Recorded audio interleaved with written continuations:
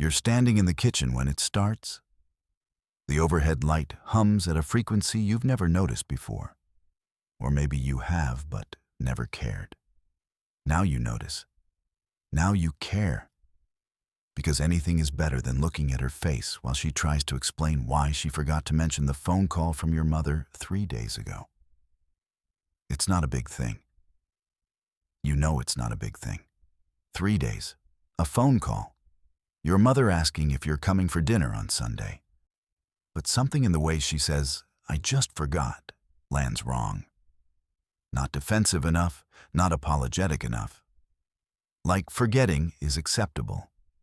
Like your family is an afterthought. You feel the architecture of an argument assembling itself in your chest. The foundational grievance. The supporting evidence. The structural beams of every other time she's done something similar, never identical, but similar enough to count. You forgot. You repeat. Not a question. A classification. She's already pulling away. You can see it in the slight tension at her jaw, the way she sets down the dish towel with deliberate care. She's preparing herself. She knows what's coming because you've been here before, both of you, standing on opposite sides of the same small kitchen while something enormous fills the space between. "I was busy with work," she says. "It slipped my mind. I'm sorry." But the apology arrives too late. The argument has already begun constructing itself without your permission. Or maybe with your permission, you're not sure anymore where your will ends and your patterns begin. "It slipped your mind," you say, and you hear the edge in your own voice. Like the thing with the insurance paperwork slipped your mind. Like telling me about your sister's visit slipped your mind. There's a pattern here. The word pattern feels good in your mouth. Clinical. Undeniable. So you've identified something real, something systematic. You're not being emotional. You're being observational. She starts to speak, but you're already 3 steps ahead. You've anticipated her objection. You've prepared your counter. This is what you do well. This analytical dismantling, this careful excavation of inconsistencies. In meetings, people respect this. Your clarity, your precision, your ability to see the flaw in any position and articulate it before anyone else notices. You're bringing that same precision home now, deploying it against someone who never asked to be in a meeting with you. I'm not saying you do it on purpose. You continue. And this feels generous of you, this concession. But the effect is the same, whether it's intentional or not. The effect is that I don't know things I should know. The effect is that I'm always 1 step behind in my own life. She's quiet for a moment. When she speaks, her voice is smaller than before. "I said I was sorry. I don't know what else you want me to say." What do you want her to say? You pause on this question, and somewhere beneath the momentum of your argument, a different part of you tries to surface. The part that remembers she's been working 14-hour days this week. The part that knows your mother calls constantly, about nothing, and expecting anyone to treat those calls as urgent is unreasonable. The part that recognizes you're not actually upset about the phone call at all. You're upset about something older and deeper and harder to name. Something that has nothing to do with the woman standing in front of you with her arms crossed over her chest, like she's trying to hold herself together. But that part of you is quieter than the other part. The part that is already committed to this position. The part that cannot back down now without admitting you were wrong to start. "I want you to take it seriously," you say. "I want you to understand why it matters." And now you're going to explain it to her. You're going to make her understand. That's what this is about, you tell yourself. Communication.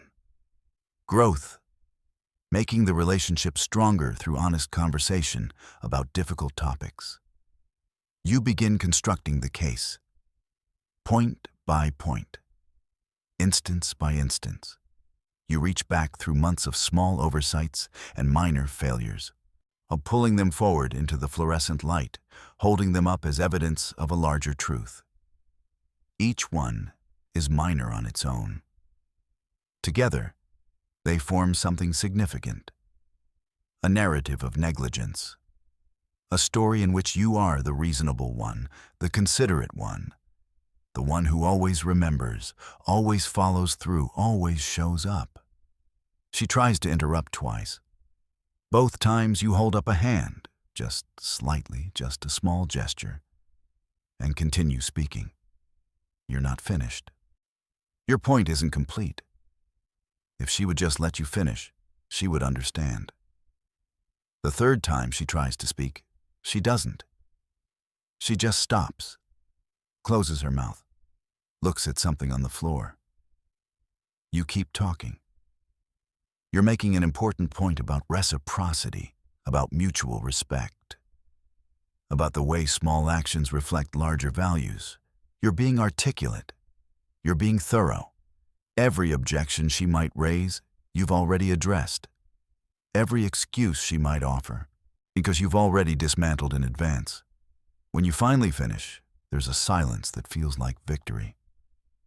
She has nothing to say. Every angle is covered. Your position is complete, airtight, unassailable. Okay, she says. Just that. Okay. You wait for more. The concession, the acknowledgement, the admission that you were right, that she sees it now, that she'll do better. You're right, she says. I should be more careful. There it is. The words you needed to hear. You've won, and the argument is over. You were right, and she's admitted it, and now everything can return to normal. Except she's already turning away, picking up the dish towel again, folding it with excessive care, not looking at you. I'm going to finish cleaning up, she says. Then I'm going to bed. I'm tired. Something flickers across her face as she says it. Something you can't quite read. Not anger. You know what her anger looks like. Not sadness exactly. Something flatter. Something that doesn't reach for you. Are we okay? You ask. And even as you say it, you hear how strange the question sounds after what just happened. You won the argument.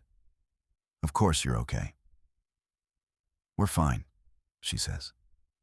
I said you were right. You stand there for another moment, waiting for something else. Some additional confirmation, some warmth. But she's already rinsing the dishes, her back to you, and the conversation is clearly over. You go to the living room, sit on the couch, turn on the television without really choosing anything to watch. The blue light flickers across your face as voices drone about something you don't absorb. You won. You're sure you won. So why does the apartment feel different? Why does the silence feel like something with weight and texture?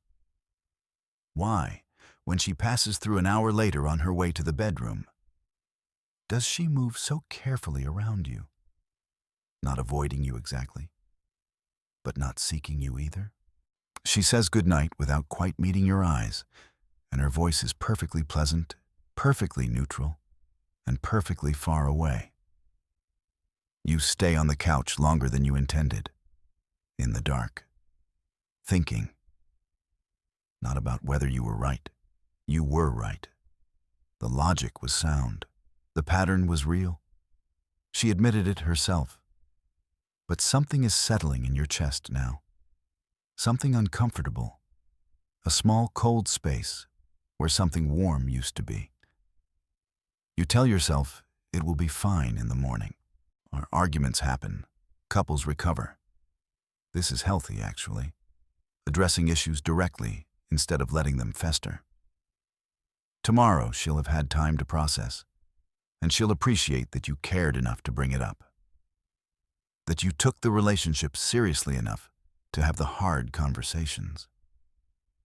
When you finally go to bed, she's already asleep, or pretending to be. You lie down carefully, leaving space between your bodies. Her breathing is even and slow. She doesn't turn toward you. Morning arrives with its ordinary routines. Coffee, toast, the small choreography of two people getting ready for their days. She's polite to you, thoughtful even. She sets out a mug for you before you come downstairs, exactly the way you like it. The small spoon resting on the saucer at the precise angle that makes it easiest for you to pick up. It's such a small consideration, the kind of thing you might have overlooked before. Now you stare at it. The mug, the spoon, the angle. "Thank you," you say when she passes through the kitchen. "Of course," she says, and smiles. A small, polite smile. The kind you might give a colleague you respect but don't know well. The kind that asks nothing and offers nothing beyond basic human courtesy. She leaves for work before you do. No kiss goodbye. But you've both been busy lately, haven't you? Mornings are rushed. This is normal. The day unfolds. You go to work. You sit in meetings. You make points and counterpoints. And people nod and write things down, and twice someone says your analysis is exactly right, which feels good, which feels like confirmation of something. You text her at lunch. Something neutral. Something about dinner plans. She responds quickly, efficiently, proposes a restaurant you both like, asks about timing. Everything is fine. Everything is normal. So why are you reading her texts 3 times, 4 times, looking for something you can't name? Why are you searching for warmth between the words and finding only clarity? At the restaurant that night, she asks about your day, listens attentively, responds in all the right places. You ask about hers. She tells you. The conversation moves efficiently from topic to topic, never stalling, never awkward, but also never quite catching fire. You're 2 people exchanging information. 2 people who know each other well enough to perform this exchange flawlessly. You watch her when she looks down at her menu, trying to identify what's changed. Her face is the same face. Her hands move the same way they always have when she considers options.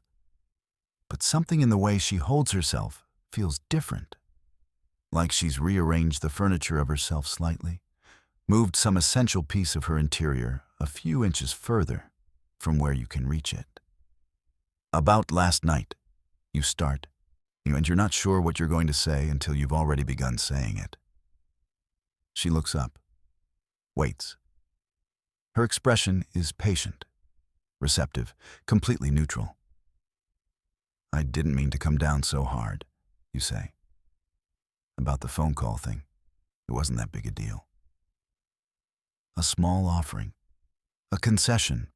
You're not admitting you were wrong, you weren't wrong, but you're acknowledging something. The intensity, the duration, the way you kept going after the point was made. "It's okay," she says. "You were right. I should be more careful." Exactly what she said last night. Exactly the same words, the same tone. She smiles again, that polite, distant smile, and returns to her menu. "I'm thinking the salmon," she says. And that's it. The topic is closed. You won the argument yesterday, and she's agreed with you completely, and everything should feel resolved. But instead, you feel like you're sitting across from someone you used to know well, and now know only partially. Like some door between you has been closed so quietly you didn't hear it happen. You eat your dinner. You split the check. You drive home together in a car that feels slightly too quiet, even with the radio on. The weeks that follow are fine. Everything is fine. She still laughs at your jokes, still reaches for your hand when you cross busy streets, still asks about your work with what seems like genuine interest. But there's something measured in all of it now. Something careful. Like she's performing a role she knows well, rather than simply living inside a life she shares with you. You tell yourself you're imagining it. You tell yourself that arguments fade, that whatever distance you think you feel is temporary, that all relationships go through periods of recalibration. But you notice things now. Small things. The way she pauses slightly before answering certain questions, like she's considering her words more carefully than she used to. The way she says, "That's a good point," when you offer opinions, affirming without engaging, agreeing without connecting. The way she stopped telling you the small absurd stories from her days, the weird thing her co-worker said, the funny thing she saw on the bus, the low-stakes sharing that used to fill the spaces between your larger conversations. You won the argument about the phone call. But every time you try to have a new conversation, about anything, about politics, about your families, about the future, you feel her holding something back, not lying to you, not hiding anything specific, just being careful, just staying in a place where she cannot be caught off guard, cannot be found lacking, cannot be accused of another pattern. You're always right now. You've noticed this. In every small disagreement, every minor decision, she defers to you. Not grudgingly, not resentfully, but with a kind of pleasant efficiency that leaves no room for conflict. You say a restaurant. She agrees. You say a movie. She agrees. You prefer Thursday to Friday. She adjusts her preference accordingly. You should feel good about this. You should feel like your opinion matters, like you're being respected, like the relationship has found its balance. Instead, you feel like you're living with an echo of someone who used to be more present. One night, you try something. You disagree with yourself. You express a preference. And then, when she immediately agrees, you change your position. "Actually, no," you say. "I think I was wrong. The other option is better." She blinks. For just a moment, something flickers across her face. Something that might be confusion or frustration, or the ghost of the person who used to push back when she thought you were wrong. Then she smiles. "Okay," she says. "That works too." And you realize she's not going to fight you anymore. Not because she's given up in some dramatic way. Not because she's punishing you with compliance. But because fighting you costs something she's no longer willing to pay. Because every argument, every disagreement, every time she's tried to hold a position against you, she's watched you deploy your full analytical arsenal until she had no ground left to stand on. Until agreeing was the only option that didn't leave her diminished. You've taught her something. You've taught her that being right is more important to you than being close to her. That winning matters more than understanding. That every conversation is, at some level, a contest. And you will not rest until you've won. So she stopped entering the contest. She stepped off the field entirely, retreated to a place where she can live beside you without ever again risking the experience of being systematically dismantled by someone who's supposed to love her. You won every argument. And in winning, you've lost access to the person she used to be with you. Where the realization arrives quietly on a Sunday morning. You're sitting on the couch, reading. She's in the kitchen, making coffee, humming something you don't recognize. It's an ordinary moment. Nothing is wrong. You're not fighting. You're not even disagreeing. But you look up at her, and you see someone who has learned how to be safe around you. Someone who has built small walls Not tall enough to see, but solid enough to feel. Someone who gives you everything you asked for and nothing you actually needed. You wanted to be right. You wanted her to admit it. You wanted to feel the validation of a position fully defended, a case comprehensively made. And here you are, victorious, surrounded by the quiet wreckage of something you can't quite name. She brings you coffee without you asking, sets it down with a small smile, returns to whatever she was doing. After, you watch her go and feel the distance like something physical.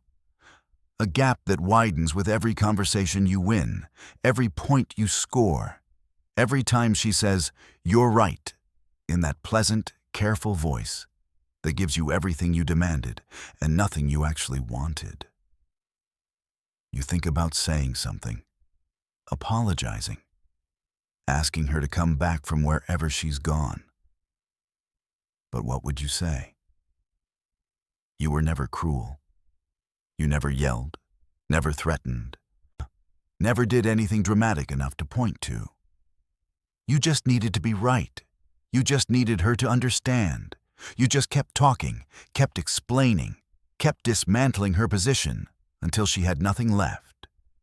And now she has nothing left to give you except agreement, except compliance, except a pleasant, measured, utterly impenetrable surface that asks nothing of you and offers nothing beyond the bare mechanics of a functional relationship. You pick up your coffee. It's exactly how you like it. She still remembers. She still pays attention. She still does all the things a caring partner does. But when you try to catch her eye across the room, she's looking elsewhere. And when she smiles at you, it's the smile you might give a stranger who held a door open. Grateful, distant, already moving on. You think about the argument, the phone call from your mother, 3 days of forgetting. Such a small thing. Such a reasonable complaint. You were right to bring it up. You were right about the pattern. You were right about all of it. And this is what being right has cost you. The apartment is quiet. The coffee is good. She's still here, still humming in the kitchen, still technically yours. But something between you has closed like a door, and you're beginning to understand that you're the one who closed it. Argument by argument, victory by victory, until the only thing left was the hollow satisfaction of knowing you were never wrong. Months pass. You try sometimes to draw her back. You ask open-ended questions. You admit uncertainty about things you're actually certain about. You leave spaces in conversations where she could disagree, could push back, could be the version of herself you remember from earlier. Sometimes she almost takes the bait. You see her form a counterpoint, see the beginning of a challenge in her eyes. Then something shifts, and she smooths it over, and she says something neutral, something agreeable, something that costs her nothing. You've trained her too well. Every time she risked disagreement, you made her pay for it with an exhausting, comprehensive defeat. Now the risk isn't worth it. Now silence is safer. Now she keeps her real thoughts somewhere you can't reach them, shares them with friends maybe, or her sister, or no one at all. You have a relationship that functions. The meals shared, bills paid, holidays navigated together. But the alive thing that used to exist between you, the friction and the fire, and the feeling of being truly known by someone willing to know you, that's gone. You're living with a pleasant stranger who has learned exactly how to manage you. At night sometimes, you lie awake and think about what it would take to get it back. To convince her that it's safe to be herself again, that you won't turn every conversation into a trial, every disagreement into a case to be won. But you know yourself. You know that the next time she says something you think is wrong, something will rise in you. That old instinct, that need to correct and clarify and comprehensively prevail. You'll try to suppress it maybe, for a while. But it's part of you, this need to be right. It's how you've built your life, your career, your sense of yourself as someone who sees clearly and thinks precisely. You just never understood what it would look like when you applied it to the person you love. You never imagined that winning could be a form of losing. That being right could cost you something no amount of logic could restore. She falls asleep beside you. Her breathing slows and deepens. In sleep, she looks like herself again. Unguarded, undefended. The person you fell in love with before you taught her that loving you required protection. You reach out almost, to touch her shoulder, to feel the warmth of her. But something stops you.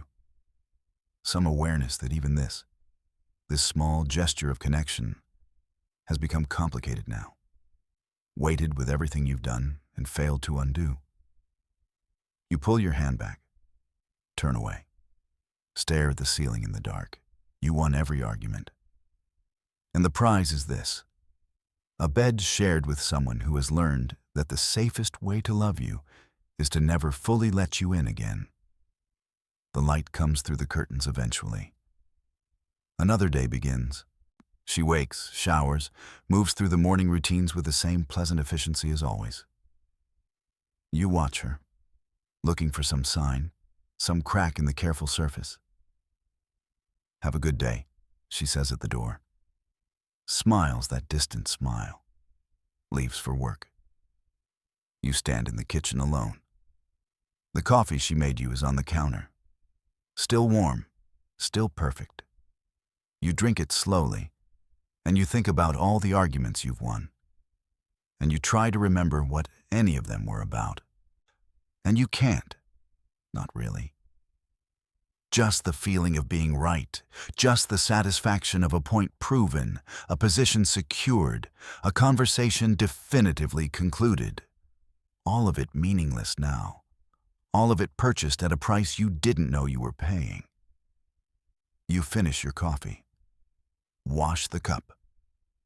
Put it away where it belongs. Then you go to work, where you will be right about many things, where people will respect your clarity, where you will feel like a version of yourself that makes sense. And at the end of the day, you'll come home to someone who agrees with everything you say. And you'll know, somewhere beneath the satisfaction of being right, that you've lost something you don't have the words for. Something that can't be argued back. Something that left the room so quietly you didn't notice until the silence was the only thing remaining. She'll ask about your day. You'll tell her. She'll nod in all the right places.